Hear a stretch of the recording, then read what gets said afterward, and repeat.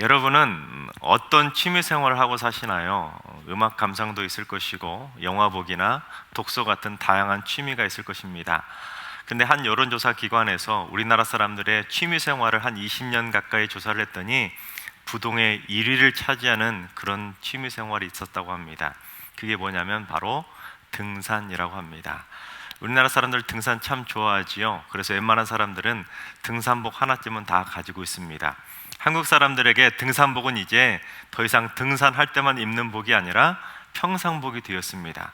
그래서 하다못해 뒷동산 갈 때마저도 어디 백두산이라도 올라갈 것처럼 그런 화려한 등산복을 입고 그렇게 지나다니는 사람 많이 쉽게 보지 않습니까? 그런데 등산의 묘미가 무엇일까 생각해 봤더니 등산의 묘미는 바로 조용함에 있다 생각합니다. 여러분, 등산하면 조용하지 않습니까? 산에 오르면 세상에서 들려지는 많은 소리들이 들려지지 않습니다. 시끄러운 자동차 소리도 들려지지 않고 그렇게 시끄럽던 층간소음도 더 이상 들리지 않습니다. 많은 사람들이 만들어내는 그 수많은 생활소음들이 더 이상 들려지지 않게 되죠. 그래서 산에 오르게 되면 시끄러운 소리들이 다 차단이 되기 때문에 숲이 가져다주는 그 조용함 때문에 마음이 편안해지게 됩니다. 그렇습니다. 산에 오르게 되면 참 조용하지요. 그래서 예수님께서도 그 조용함 때문에 산에 오르신 것입니다. 그렇다고 무슨 예수님이 취미생활하기 위해서 등산하기 위해서 산에 오르신 것이 아니라 산에 올라가서 조용히 기도하기 위해서 산에 오르신 겁니다. 그러니까 쉽게 말하면 산기도를 하기 위해서 산에 오르신 것이죠. 그렇지만 무슨 한국 사람들이 흔히 아는 그런 산기도의 스타일은 아니었을 겁니다. 예수님께서 산에 올라가서 무슨 주야 주야 주여 그렇게 주여 삼창하셨겠습니까? 아니면 산에 올라가서 기도하시면서 나무 뿌리 몇 개라도 뽑으셨겠습니까? 아니면 커다란 바위라도 들었다 놨다 그렇게 하신 것은 아니라는 겁니다. 평소에 예수님께서 수많은 인파들 사이에 그렇게 몰려다니는 인파들 속에 그렇게 지내시다 보니까 좀 조용히 기도하고 싶으셔서 산에 오르신 겁니다. 그래서 제자들도 12제자들 다 데리고 가신 것이 아니라 베드로, 야고보, 요한 딱 셋만 데리고 산에 오르신 겁니다. 그런데 예수님께서 그처럼 산에 올라가서 기도를 하시는데 어떤 일이 벌어집니까? 놀라운 일이 벌어지게 되죠. 어떤 일이 벌어졌는지 오늘 본문 29절을 봉독하겠습니다. 기도하실 때에 용모가 변화되고 그 옷이 휘어져 광채가 나더라. 즉 예수님께서 산에 올라가 기도를 하시는데 예수님의 용모가 막 변하는 겁니다. 그러더니 옷이 하얗게 변하더니 광채가 나는 겁니다. 그러니까 예수님의 모습이 빛이 날 정도로 신비한 모습으로 변화가 되었다는 겁니다. 그런데 그뿐만이 아니지요. 갑자기 두 사람이 나타나서 예수님하고 대화를 하는 겁니다. 그 대화를 나누던 두 사람이 누구입니까? 바로 모세하고 엘리야입니다. 그 두 사람은 사실 이스라엘 백성들이 가장 존경하고 가장 좋아하는 위대한 선지자들 가운데 하나입니다. 먼저 모세가 어떤 사람입니까? 애굽에서 종살이하던 백성들을 출애굽시켜가지고 이스라엘이라는 나라의 기초를 세웠기 때문에 이스라엘 백성들은 모세를 위대한 민족의 창시자로 추앙하고 있습니다. 또한 모세가 시내산에서 하나님과 직접 대면하면서 십계명하고 율법을 받았기 때문에 위대한 율법의 수여자로 존경하고 있습니다. 또한 엘리야는 어떻습니까? 엘리야도 바알과 아세라 선지자 850대 1의 대결을 승리로 이끌었던 위대한 선지자 아닙니까? 게다가 죽음도 맛보지 않고 곧바로 하늘로 승천한 위대한 선지자가 바로 엘리야입니다. 게다가 말라기서 4장을 보면 여호와의 크고 두려운 날, 즉 말세가 도래하기 전에 엘리야 선지자가 오게 될 거라고 예언하고 있기 때문에 엘리야는 말세가 다가오게 되면 마지막으로 오게 될 그런 위대한 선지자로 예언되어져 있습니다. 그러니까 이스라엘 백성들이 그처럼 존경하고 좋아하는 위대한 선지자 두 사람하고 지금 예수님하고 대화를 나누고 있는 것입니다. 그런데 어떠한 대화를 나누었는지 오늘 보면 31절을 봉독해 보겠습니다. 영광 중에 나타나서 장차 예수께서 예루살렘에서 별세하실 것을 말할세.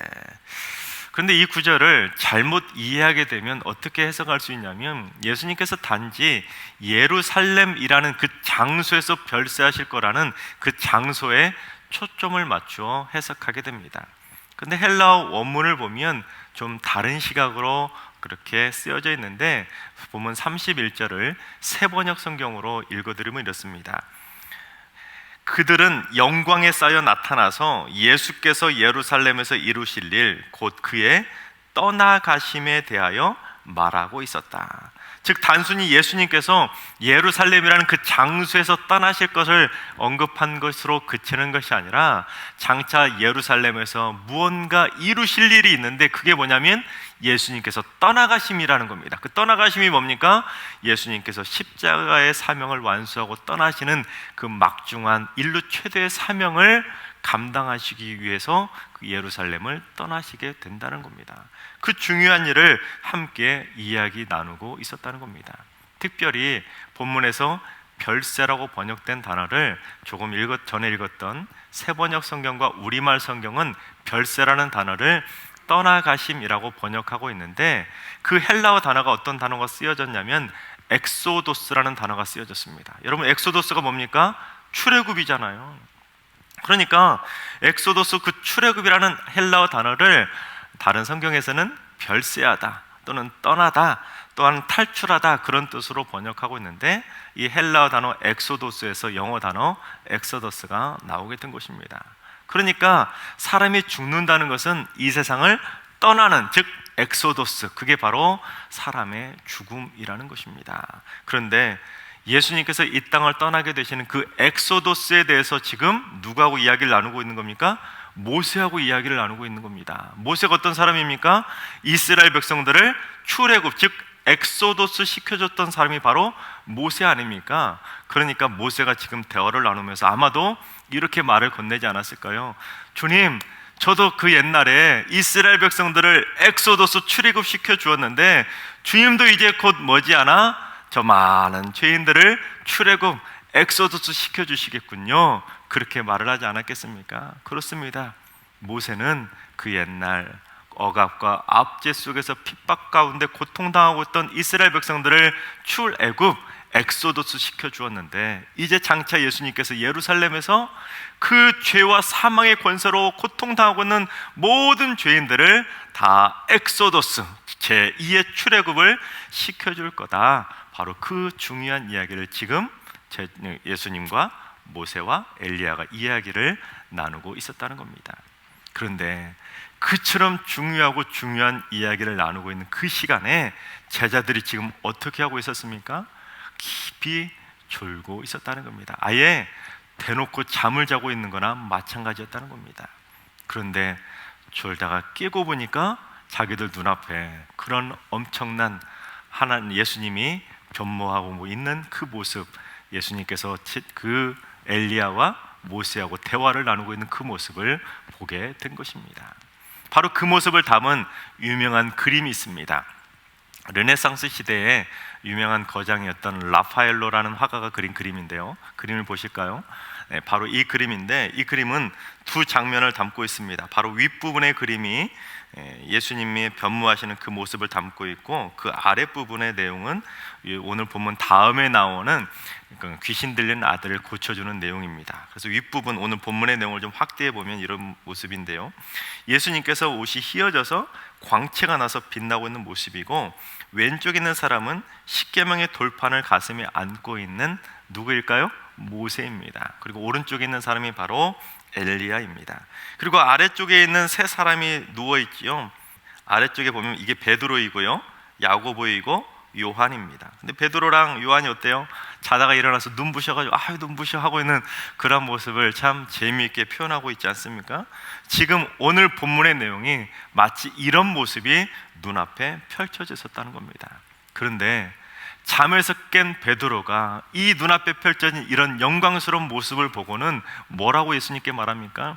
주여, 여기가 좋사오니, 여기 있는 것이 좋사오니, 우리가 초막 셋을 질 때 하나는 주님을 위하여서 짓고 하나는 모세를 위하여서 짓고 하나는 엘리야를 위해서 지으면 어떨까요? 그렇게 묻고 있는 겁니다. 그런데 이 베드로의 말에는 심각한 잘못이 있습니다. 베드로가 심각하게 잘못한 것이 있는데, 첫째는 어떤 잘못을 범했냐면 예수님을 그저 모세나 엘리야와 같은 인간하고 동급으로 취급하고 있었다는 겁니다. 실제로 오늘 본문 33절을 보면 베드로가 예수님을 뭐라고 부릅니까? 주여라고 부르고 있지 않습니까? 그런데 헬라어 원문을 보면 주여라고 부르던 이 베드로의 고백을 보면 주를 뜻하는 퀴리오스라고 그렇게 부르지 않고 단순히 선생님이라는 그런 의미로 쓰여지는 에피스타테스라는 단어를 사용하고 있는 걸 보게 됩니다. 그러니까 베드로가 주님을 부를 때 이렇게 불렀다는 거죠. 아이고 선생님, 우리가 여기가 있는 것이 좋습니다. 그냥 여기다 천박 3개 짓고 여기서 살면 안 되겠습니까? 그런 튜의 그런 뉘앙스로 지금 예수님에게 말을 건네고 있는 것입니다. 그렇습니다. 우리가 영적으로 깊은 잠에 빠지게 되면 영적인 판단력을 상실하게 된다는 겁니다. 우리도 예외일 수가 없다는 거예요. 남일이 될 수가 없다는 겁니다. 심지어 얼마나 영적인 판단력을 상실하게 되냐면 예수님하고 인간하고 동급으로 취급하는 일이 벌어지게 된다는 겁니다. 우리는 그러지 않을까요? 아니라는 겁니다. 우리 주위에서도 얼마든지 비슷한 일은 지금도 벌어지고 있습니다. 쉬운 예를 들어볼까요? 영적인 깊은 잠에 빠져서 우리가 자칫 이단에 빠지게 되면 그런 일을 범하게 된다는 겁니다. 여러분, 이단에 빠진 사람들이 자기들이 믿는 교주를 어떻게 생각합니까? 예수님하고 동급으로 취급하는 거예요.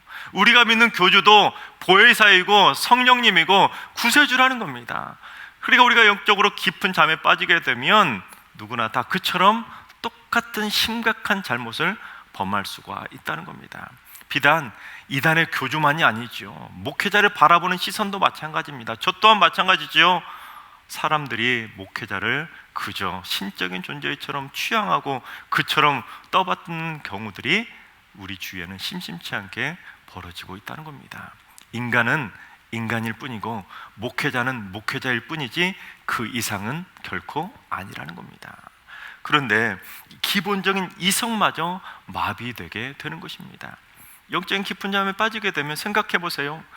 이성적으로 상식적으로 한 번만 생각해 보더라도 어떻게 예수님하고 이단의 교주하고 어떻게 동급으로 똑같을 수가 있겠습니까? 결코 그거는 상식적으로 이성적으로도 도저히 이해할 수 없는 그런 일 아니겠습니까? 그런데 우리가 영적으로 깊은 잠에 빠지게 되면 우리도 똑같이 그런 잘못을 범할 수도 있다는 겁니다. 베드로가 지금 또 다른 심각한 잘못을 범했는데 그건 무엇이냐면 예수님께서 하신 말씀을 까마득히 일주일 만에 잊어버리고는 자기가 져야 될 십자가의 사명을 잊어버린 것입니다. 예수님 앞에 베드로가 주는 그리스도시요 살아계신 하나님의 아들이십니다, 그렇게 멋지고 위대한 신앙 고백을 하니까 예수님께서 베드로에게 뭐라고 말씀하시냐면 인자가 많은 고난을 당하고 죽임도 당하고 3일 만에 살아나야 될 거라고 소위 순한 예고를 하신 겁니다. 그런데 오늘 본문하고 연결시켜서 생각해 본다면 예수님께서는 그처럼 자꾸만 자기가 십자가에서 죽을 거라고 순한 예고를 하고 계시는데 베드로는 자꾸만 그게 아니라는 겁니다. 아니 주님 죽으시다니요, 주님 십자가라니요, 말도 안 되는 소리입니다. 주님 지금이 딱 좋아요, 지금이 딱 좋습니다. 여기가 좋사오니 여기다 초막 3개 딱 짓고는 우리 같이 살면 안 될까요? 지금 그러고 있다는 겁니다. 하지만 주님께서는 분명 일주일 전에 베드로에게 뭐라고 말씀하셨냐면 누가복음 9장 23절과 24절을 봉독하겠습니다. 또 무리에게 이르시되 아무든지 나를 따라오려거든 자기를 부인하고 날마다 제 십자가를 지고 나를 따를 것이니라. 누구든지 제 목숨을 구원하고자 하면 잃을 것이요 누구든지 나를 위하여 제 목숨을 잃으면 구원하리라. 즉 제자들에게 베드로에게 이렇게 말을 하는 겁니다. 무슨 소리냐, 나는 지금 십자가 사명을 완수하기 위해서 지금 죽으러 갈 테니까 너희들도 나를 따라오려거든 어때요? 자기를 부인하고 각자 자기 십자가를 지고 나를 따라와야 된단다, 그렇게 말씀을 하신 겁니다. 그런데 그렇게 주님께서 신신당부하셨던 그 십자가 사명의 명령을 지금 졸다가 까마득히 잊어버리고 된 것입니다. 그러니까 지금 베드로와 제자들의 영적인 상태가 어떤 상태였냐면 33절 끝부분에 나와 있는 것처럼 자기가 하는 말을 자기도 알지 못하더라. 딱 그 상태인 겁니다. 그러니까 지금 베드로가 잠에 깊이 잠들어 있다가 깨어나 가지고는 자기가 무슨 말 하는지도 모르고는 그런 말을 하고 있었다는 겁니다. 오늘 본문을 보면 깊이 졸다가 온전히 깨어났다라고 말은 하고 있지만 사실은 잠이 덜 깬 상태, 그런 상태였다는 겁니다. 이런 상태를 흔히 우리가 속담으로 뭐라고 말합니까? 자다가 봉창 두드린다 그러지 않습니까? 지금 베드로가 딱 그 상태인 겁니다. 자다가 잠이 덜 깨가지고는 그림 속에 본 것처럼 지금 뭐지, 이 모습이 뭐지 하고는 이 모습이 너무나 영광스럽고 멋있으니까 그저 그 모습이 좋다고, 주님 그냥 여기서 있으면 안 되겠습니까? 십자가는 무슨 십자가입니까? 여기다 초막 새치고 우리랑 그냥 여기서 같이 살지요, 그러고 있다는 겁니다. 그러자 그 모습을 지켜보시던 하나님께서 얼마나 답답하셨는지 하늘에서 하나님께서 직접 그들에게 개입을 하신 겁니다. 35절을 봉독합니다. 구름 속에서 소리가 나서 이르되 이는 나의 아들 곧 택함을 받은 자니 너희는 그의 말을 들으라 하고, 쉽게 말하면 잔소리 말고 그의 말을 들으라는 겁니다. 여기서 너희는 그의 말을 들으라, 이것도 모세하고 연관되는 말입니다.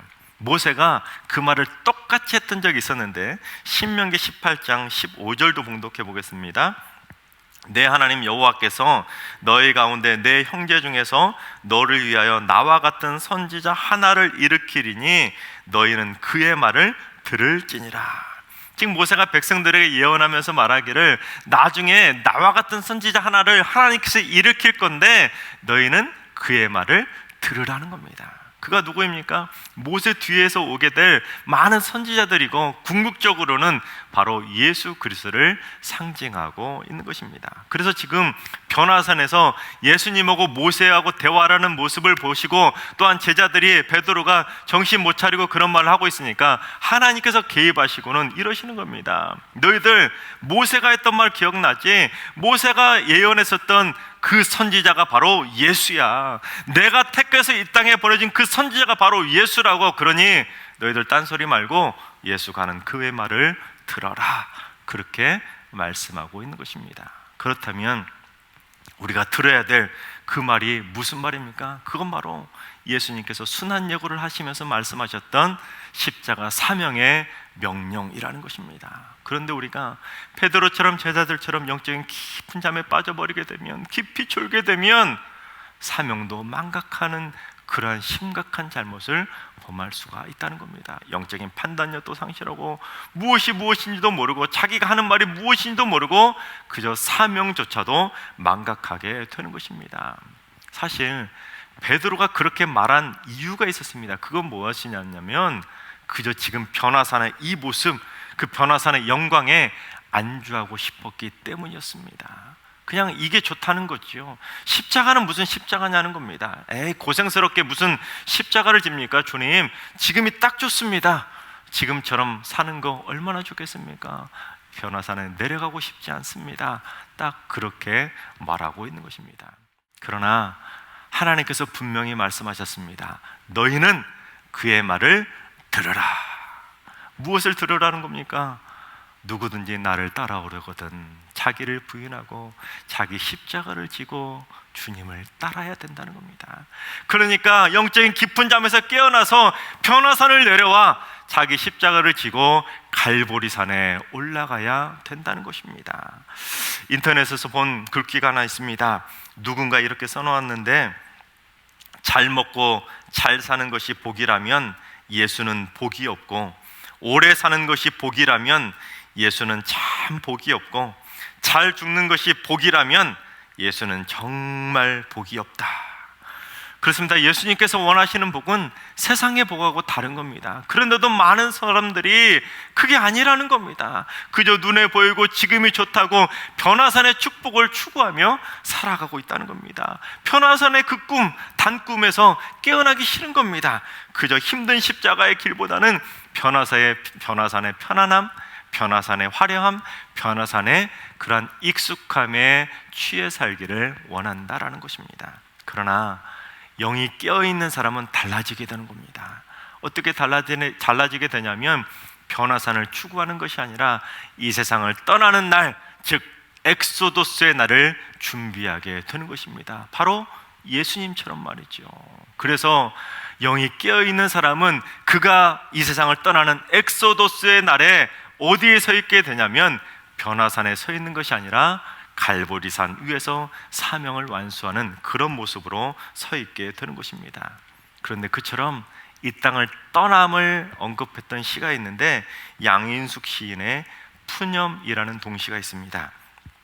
친구를 떠나보냈다며 기운 없이 들어오신 할아버지, 나는 지들 가는 거 다 봐주는데 나 가는 길 누가 봐주려나? 가만히 듣고 있던 5살 내 동생, 아버지 내가 같이 가줄게.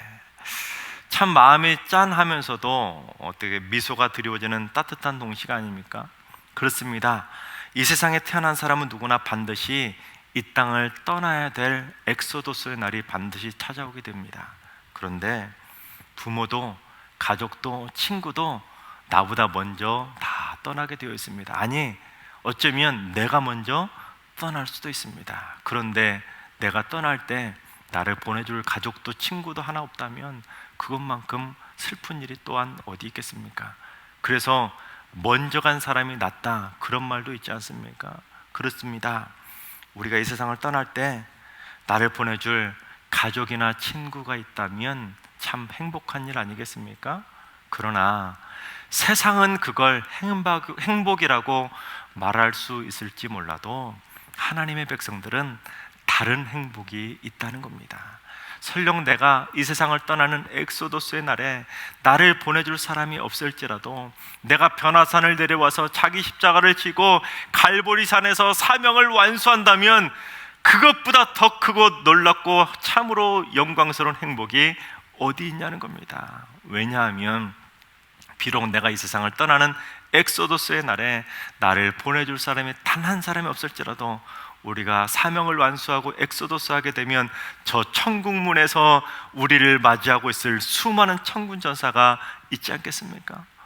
우리가 이 세상을 떠나는 엑소도스의 날에 주님도 우리를 기쁨으로 맞아주고 계실 것이고, 모세도 나와서 우리를 맞아줄 것이고, 엘리야도 나와서 우리를 기쁨으로 맞이해 줄 거라는 겁니다. 할렐루야! 이것보다 더 큰 영광스럽고 행복한 엑소도스가 어디 있겠습니까? 주님께서도 이 땅을 떠나시는 그 엑소도스의 날에 그렇게 떠나지 않으셨습니까? 주님이 떠나시는 그 순간 제자들마저도, 그 많이 따르던 수많은 군중들도 다 떠나가지고 주님을 보내줄 사람이 곁에 없었지만 주님께서는 십자가 위에서 뭐라고 외치셨습니까? 다 이루었다. 이 말은 행복하다는 뜻인 겁니다. 내 십자가 사명 다 이루었다는 거예요.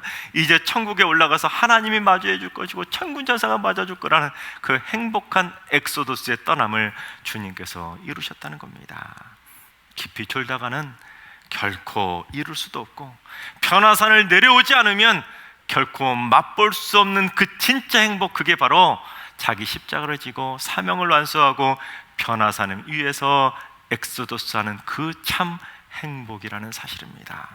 하나님께서 사랑하시는 여러분, 어서 빨리 영적인 깊은 잠에서 깨어날 수 있길 바랍니다. 어서 빨리 그 편안한, 쉽고 편한 길을 변화산 위에서 내려오시기 바랍니다. 그래서 등산복 입고 이산 저산 올라가는 그런 취미 생활하듯이 교회 생활하지 마시고 어서 빨리, 더 늦기 전에 자기를 부인하고 자기 십자가를 지고 주님을 따름으로 말미암아 우리가 이 세상을 떠나는 그 엑소도스의 날이 변화산에서 잠들어 있는 그러한 상태가 아니라 갈보리산 위에서 십자가 사명을 완수하고 의의 멸류관을 쓰고 천군 전사가 맞이해주는 그 영광스러운 엑소도스의 날이 되기를 주님의 이름으로 축원합니다.